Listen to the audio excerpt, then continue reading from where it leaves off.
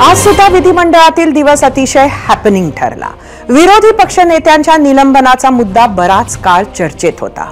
उपमुख्यमंत्री देवेंद्र फडणवीसांच्या माहितीपूर्ण भाषणाचीही चर्चा झाली। त्यांनी पुन्हा एकदा अर्थसंकल्पातील महत्त्वाच्या मुद्द्यांवर, सरकारच्या नव्या योजनांवर प्रकाश टाकला। त्यातही या सरकारचा भर असलेल्या लाडकी बहीण योजनेची त्यांनी पुन्हा माहिती दिली। यावरून ही योजना शिंदे फडणवीस पवार सरकारसाठी किती महत्त्वाची आहे याचा अंदाज आपल्याला येऊ शकेल। मध्य प्रदेशात तत्कालीन मुख्यमंत्री शिवराज सिंह चौहान यांनी लाडली बहना ही योजना आणली आणि ती भाजपसाठी गेम चेंजर ठरली। मध्य प्रदेशात 230 पैकी 164 जागा जिंकत भाजप पुन्हा सत्तेत आला होता।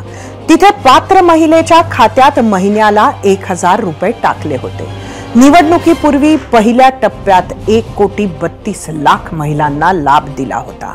या योजनेसाठी 8,000 कोटींचा निधी राखून ठेवला होता।